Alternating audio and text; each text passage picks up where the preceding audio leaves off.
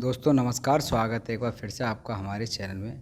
दोस्तों आज हम जो घटना चक्कर की सीरीज़ को इसमें कवर कर रहे हैं, पॉलिटी के साथ साथ हम घटना चक्कर की कि जिससे कि हम अगर कोई भी टॉपिक पढ़ रहे हैं तो उससे जो प्रीवियस ईयर में क्वेश्चन पूछे गए हैं उनको भी साथ ही साथ कवर करके चल रहे हैं। तो ऐसा ही जो अभी मैंने वीडियो अपलोड की थी हमने कि various sources of the constitution, तो उससे रिलेटेड जो भी प्रीवियस ईयर में क्वेश्चन पूछे गए हैं आज हम इस वीडियो में कवर करेंगे। तो चलिए शुरू करते हैं। क्वेश्चन 1 है, The idea of preamble has been borrowed in Indian Constitution from the Constitution of। तो जो आइडिया है प्रियम्बल का वो किस कंट्री के कॉन्स्टिट्यूशन से, संविधान से लिया गया है? ऑप्शन है इटली, कनाडा, फ्रांस या यूएसए। तो राइट आंसर किस देश के कॉन्स्टिट्यूशन से प्रियम्बल का जो आइडिया है वो लिया गया है? तो राइट आंसर होगा यूएसए, क्योंकि यूएसए जो है वो वर्ल्ड का एक पहला संविधान था जिसमें प्रियम्बल को जोड़ा गया था। और हमने भी इसी कंट्री के जो यूएसए के, अमेरिका के संविधान है उसी से प्रियम्बल का कॉन्सेप्ट अपने संविधान में इंक्लूड किया है। नेक्स्ट क्वेश्चन है, the concept of a union of states in Indian constitution has been derived from. अब जो हमारे यहाँ एक कॉन्सेप्ट है किसका? Union of states. तो यूनियन ऑफ स्टेट का जो कॉन्सेप्ट है वो कहाँ से लिया गया है? ऑप्शन है the America declaration of independence या the Australian constitution. Next option है ब्रिटिश नॉर्थ अमेरिका एक्ट, और डी ऑप्शन है द स्यूज कॉन्स्टिट्यूशन। तो किस देश के संविधान से जो कॉन्सेप्ट है वो यूनियन ऑफ स्टेट का दिया गया है? तो राइट आंसर होगा ब्रिटिश की जो नॉर्थ अमेरिका एक्ट था उससे इस कॉन्सेप्ट को लिया गया है। ब्रिटिश का जो नॉर्थ अमेरिका एक्ट था 1867, इस एक्ट से जो यूनियन ऑफ स्टेट का जो कॉन्सेप्ट है वो लिया गया है। तो हमारा आर्टिकल जो 1 क्या कहता है कि इंडिया कॉन्स्टिट्यूशन क्या कहता है कि India that is Bharat shall be a union of states. मतलब क्या है कि वो राज्यों का एक संघ होगा। तो ये जो कॉन्सेप्ट है वो कहाँ से लिया है? ब्रिटिश की नॉर्थ अमेरिका एक्ट से। नेक्स्ट क्वेश्चन है, in Indian political system which one is supreme. तो भारत की जो लोकतांत्रिक राजनीतिक सिस्टम जो है उसमें सुप्रीम कौन है? तो इंडिया में अगर देखें तो सुप्रीम कौन है? तो ऑप्शन है सुप्रीम कोर्ट, कॉन्स्टिट्यूशन, पार्लियामेंट या रिलीजन। तो इंडिया के पॉलिटिकल सिस्टम में कौन सुप्रीम है? सबसे ऊपर कौन है? किसे रखा गया है? तो कॉन्स्टिट्यूशन को। ऑप्शन बी जो है वो ठीक हो जाएगा कि इंडिया में जो सब कुछ है, अगर हम बात करें कि जो जब कॉन्स्टिट्यूशन है यही हमें बताता है कि फंडामेंटल राइट्स वगैरह क्या हैं, पॉलिटिकल स्ट्रक्चर क्या होगा, क्या प्रोसेस होगी, सरकार की कौन कौन सी पावर्स है, कौन कौन सी ड्यूटीज़ हैं, इन सभी के बारे में किसमें संविधान में बताया गया है। तो सबसे जो सुप्रीम लॉ ऑफ लैंड भी कहे ना तो क्या होगा? द कॉन्स्टिट्यूशन, भारत का संविधान। नेक्स्ट क्वेश्चन है, the concept of judicial review, बहुत ज़्यादा इंपॉर्टेंट है। Judicial review in India has been adopted from the constitution of. तो भारत में जो जुडिशियल रिव्यू का कॉन्सेप्ट है वो किस कंट्री के कॉन्स्टिट्यूशन से लिया गया है? ऑप्शन है यूके, यूएसए, यूएसएसआर या ऑस्ट्रेलिया। तो किस देश के संविधान से जो न्यायिक समीक्षा है, जुडिशियल रिव्यू का कॉन्सेप्ट लिया गया है? तो राइट आंसर होगा फिर से अमेरिका। अमेरिका का ही एक कॉन्सेप्ट है, अमेरिका के संविधान में ही जुडिशियल रिव्यू को जोड़ा गया था और वहीं से हमने जो इस चीज़ को अडॉप्ट किया है। तो जुडिशियल रिव्यू अगर हम अमेरिका देखें, इसमें है क्या जुडिशियल रिव्यू? मतलब क्या है कि जब कॉन्स्टिट्यूशन जो है जब सुप्रीम कोर्ट है वो खुद एक कदम उठाता है और देखता है कि जो कानून बनाए जा रहे हैं वो हमारे संविधान के अकॉर्डिंग हैं या नहीं है। तो इसी चीज़ की जो पावर है जो दी गई है उसको न्यायिक समीक्षा करने की, इसी को हम कहते हैं जुडिशियल रिव्यू। लेकिन अगर हम कंपैरिजन करें इंडिया के सुप्रीम कोर्ट में और अमेरिका के कोर्ट में, तो अमेरिका में जुडिशियल रिव्यू की जो पावर है वो कोर्ट को ज़्यादा दी गई है इंडिया के कंपैरिजन में। तो इस कॉन्सेप्ट को कहाँ से लिया गया? अमेरिका के संविधान से। नेक्स्ट क्वेश्चन है, इसमें एजर्सन दे रखा है और रीजन, तो इसको हमें स्टेटमेंट ठीक बताना कौन सा सही होगा। तो एजर्सन है the scope of judicial review is limited in India, कि जुडिशियल रिव्यू का जो स्कोप है वो भारत में क्या है? लिमिटेड है।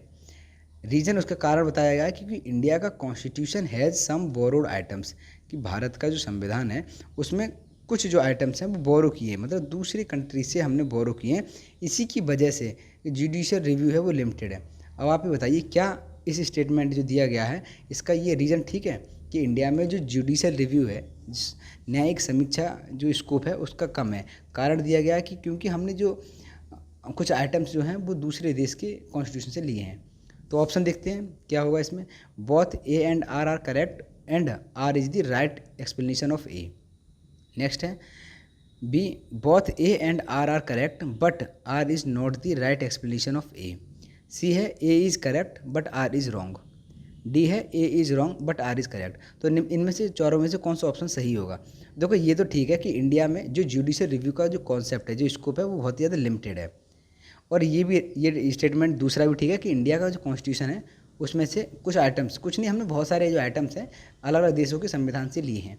तो स्टेटमेंट दोनों ठीक हैं, लेकिन ये जो रीज़न है वो इस स्टेटमेंट के हिसाब से सही नहीं है, क्योंकि ये जो हमने जो आइटम दूसरे देशों से लिए हैं, इसकी वजह से जो जुडिशियल रिव्यू का जो कॉन्सेप्ट है या स्कोप है वो लिमिटेड नहीं है। तो ऑप्शन में क्या राइट ऑप्शन कौन सा हो जाएगा कि बोथ ए और आर एजर्सन और रीजन करेक्ट पर R is not the right explanation of B. तो ऑप्शन इस हिसाब से बी ठीक हो जाएगा, सही होगा। नेक्स्ट है the future of federal system of the Indian constitution is inspired by the constitution of. अब हमारे यहाँ जो फेडरल जो फ्यूचर है, फेडरल सिस्टम है भारत के संविधान का, वो किस देश से लिया गया है? फेडरल सिस्टम का कि यहाँ डिस्ट्रीब्यूशन किया गया पावर्स का इसके बीच में, between the state and union. तो राज्य और संघों के बीच में जो पावर्स का डिस्ट्रीब्यूशन किया गया है इसको कहते हैं फेडरल सिस्टम। तो ये किस देश से लिया गया है कॉन्सेप्ट? ऑप्शन है Canada, UK United kingdom, USA या आयरलैंड। तो राइट आंसर होगा कनाडा। ये कनाडा के जो कॉन्स्टिट्यूशन है उसी से हमने फेडरल सिस्टम का जो कॉन्सेप्ट है वो लिया है। नेक्स्ट क्वेश्चन है the system of judicial review exist in. अब जो जुडिशियल रिव्यू का जो कॉन्सेप्ट है या जो ये सिस्टम है किन किन देशों के संविधान में, किस देश में एग्जिस्ट करता है? ऑप्शन है इंडिया में, यूएसए में, या इंडिया या यूएसए और यूके ओनली। तो अभी हमने क्या देखा था कि इंडिया में जो जुडिशियल रिव्यू का कॉन्सेप्ट है वो कहाँ से लिया है? अमेरिका से। ठीक है, अमेरिका से ये इस चीज़ को लिया है। तो इंडिया और अमेरिका, इस हिसाब से राइट जो ऑप्शन होगा वो सी ऑप्शन सही हो जाएगा कि इंडिया और यूएसए ये दो ही कंट्रीज़ हैं जिसमें जुडिशियल रिव्यू का जो कॉन्सेप्ट है वो एग्जिस्ट करता है। नेक्स्ट क्वेश्चन है विच of the following characteristic is common between the federal system of India and America. अब इंडिया और अमेरिका के जो फेडरल सिस्टम है उसमें से कौन सी चीज़ है वो दोनों में जो कॉमन है? ऑप्शन दे रखे हैं एक सिंगल सिटीजनशिप या 3 लिस्ट इन दी कॉन्स्टिट्यूशन। नेक्स्ट है ड्यूअल जुडिशरी सिस्टम या federal supreme court for interpretation of the constitution. तो इनमें से कौन सा ऐसा एक ऑप्शन है जो कि इंडिया और अमेरिका के जो कॉन्स्टिट्यूशन है उसमें सेम है, कौन सा फीचर सेम है?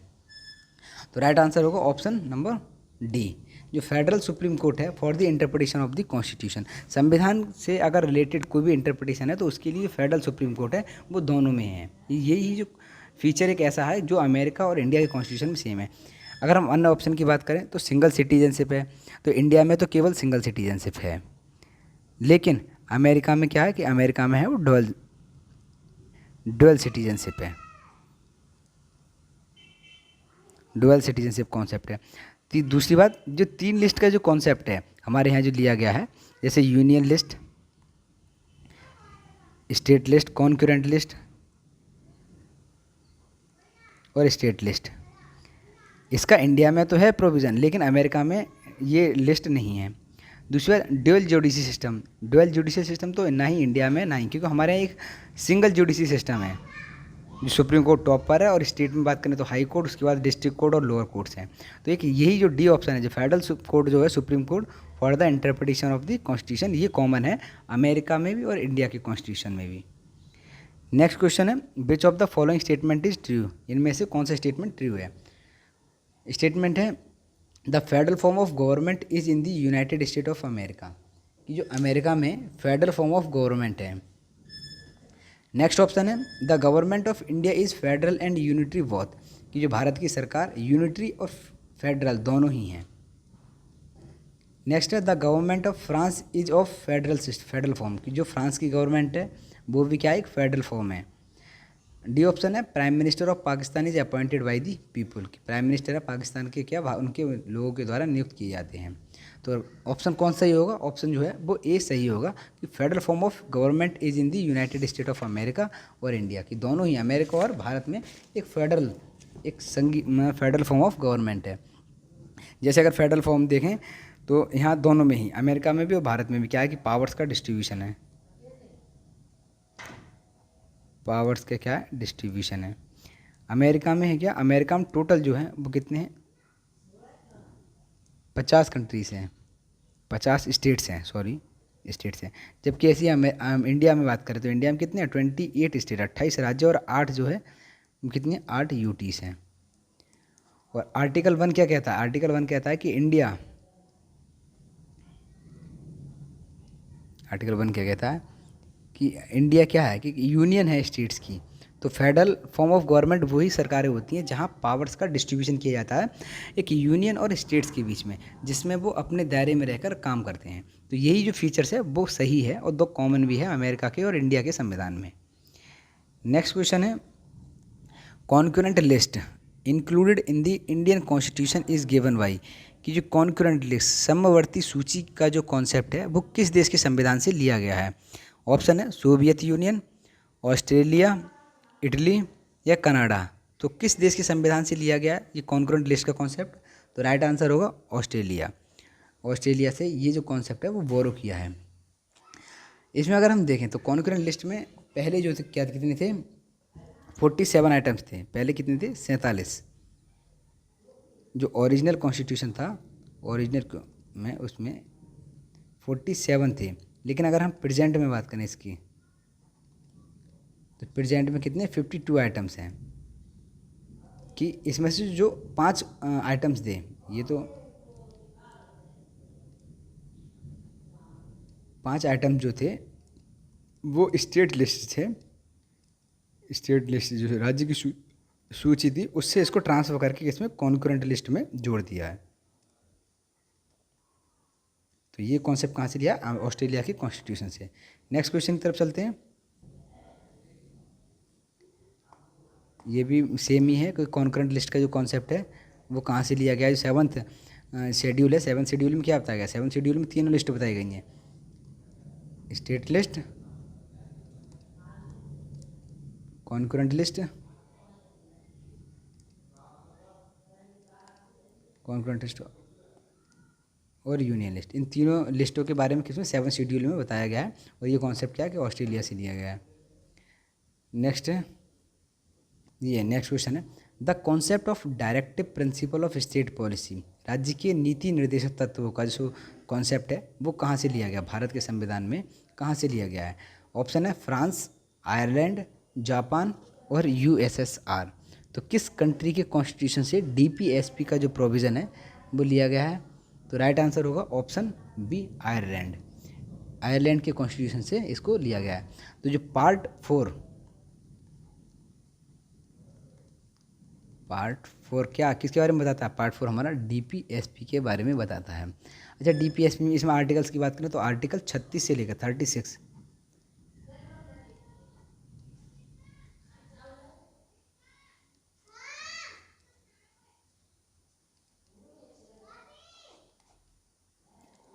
आर्टिकल 36 से 51 जो है वो डीपीएसपी के बारे में बताता है।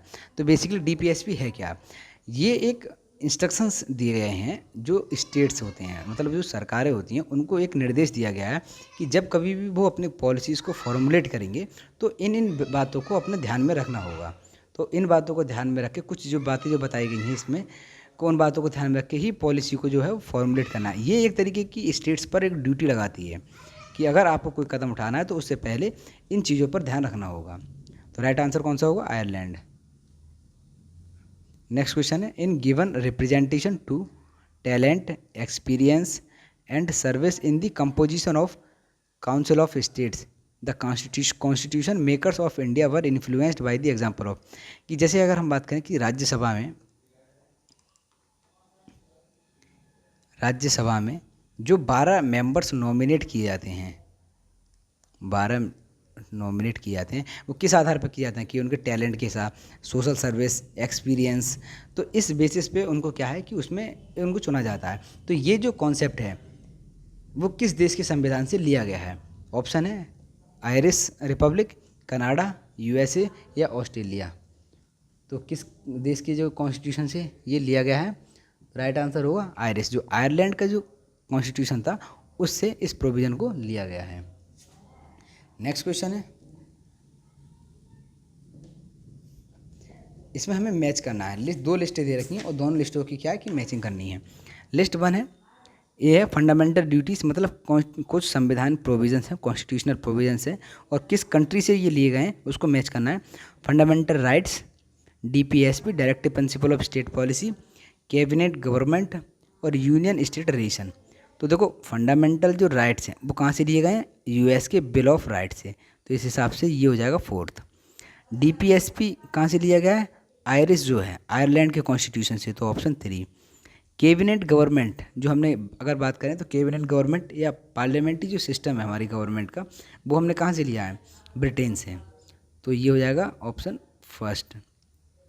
और लास्ट था यूनियन और स्टेट के रिलेशंस। ये जो फेडरेशन का जो कॉन्सेप्ट है वो हमने कहाँ से लिया था, यूनियन और स्टेट के रिलेशंस का कनाडा के, तो इस हिसाब से हो रहा है ए का 4, B DPSP 3, C cabinet government कहाँ से लिया गया है, कैबिनेट गवर्नमेंट का ब्रिटेन 1 और डी यूनाइटेड स्टेट का रिलेशन 2। तो 4 3 1 2 किस में आ रहा है, 4 3, ये नहीं होगा, ये भी नहीं होगा, 4 ये भी नहीं होगा, 4 3 1 2, ऑप्शन जो है 4 वो ठीक हो जाएगा। ये जो प्रोविज़न लिया है वो हमने कहाँ से लिया है कि फंडामेंटल राइट्स का अमेरिका से, DPSP का आयरलैंड से, कैबिनेट का ब्रिटिश से और यूनाइटेड स्टेट रिलेशन का कनाडा से। तो इस हिसाब से जो क्वेश्चन है वो आंसर जो है वो डी ठीक हो जाएगा, राइट है। 17 है, फिर से वही मैचिंग करनी कि प्रोविजंस हैं और कहाँ से लिखा, नॉट करेक्टली मैच, ये बहुत ध्यान रखना है कि नॉट मतलब कौन सा इसमें हमें दिए गए हैं और उसमें दिखना कौन सा सही से मिला हुआ नहीं है। फंडामेंटल राइट्स USC से लिया है, ये ठीक है। DPSP आयरलैंड बिल्कुल ठीक। इमरजेंसी प्रोविजंस जर्मनी से लिए गए हैं, ये भी ठीक है। तो इसमें कौन सा बचता है, residuary power of centre Australia, ये गलत है, रेसिड्यूरी पावर ऑफ ऑस्ट्रेलिया से ये नहीं लिए गए हैं, तो ये जो ऑप्शन है वो ठीक हो जाएगा। ये करेक्टली मैच नहीं है बल्कि ये तीनों हैं वो करेक्टली मैच हैं। नेक्स्ट क्वेश्चन है, इसमें फिर से वही मैच करनी कि rule of law, procedure established by the law, reserving of bill by governor for the president's consideration और कॉन्करेंट लिस्ट। तो ये जो कॉन्सेप्ट है वो कहाँ से लिए गए, तो देखो रूल ऑफ लॉ, कानून का शासन कहाँ से लिया गया है, ये लिया गया इंग्लैंड से, इंग्लैंड है option 2। Procedure established by the law, ये जो कॉन्सेप्ट है वो कहाँ से लिया है, Japan, Japan 3rd number. Reserving of bill by governor for president's consideration, जो गवर्नर प्रेसिडेंट की कंसिडरेशन के लिए बिल को रिजर्व करता है, तो ये जो कॉन्सेप्ट है वो कहाँ से लिया था हमने, कनाडा से, ऑप्शन 4। और कॉन्करेंट लिस्ट कहाँ से लिया हमने, ऑस्ट्रेलिया से। तो कौन सा सही हो जाएगा, ए में कौन सा, A2, B3, C4 और D1। तो 2 3 4 1, ऑप्शन जो डी है वो बिल्कुल सही हो जाएगा। नेक्स्ट क्वेश्चन की तरफ चलते हैं। फिर से idea of fundamental rights was borrowed from the constitution of, तो फंडामेंटल राइट्स जो मौलिक अधिकारों का जो कॉन्सेप्ट है वो किस देश के संविधान से लिया गया है, ऑप्शन है USA, ब्रिटेन, कनाडा या रसिया। तो राइट आंसर कहाँ से होगा, USA से ही हमने जो कॉन्सेप्ट है वो फंडामेंटल राइट्स का वो लिया है। नेक्स्ट क्वेश्चन है,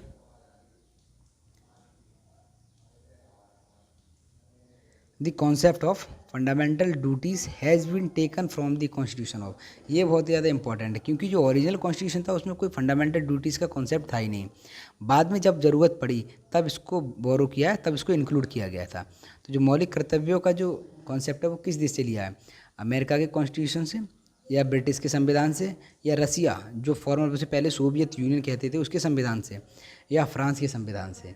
तो किस देश की कॉन्स्टिट्यूशन से, संविधान से फंडामेंटल ड्यूटीज़ का कॉन्सेप्ट लिया गया है, तो राइट आंसर होगा रशिया,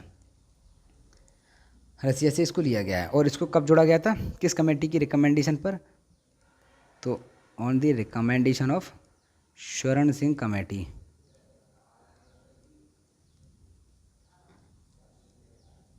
स्वर्ण सिंह कमेटी के रिकमेंडेशन पर इसको कब, 42वां संविधान संशोधन 42 कॉन्स्टिट्यूशनल अमेंडमेंट एक्ट कब हुआ था, ये 1976 में।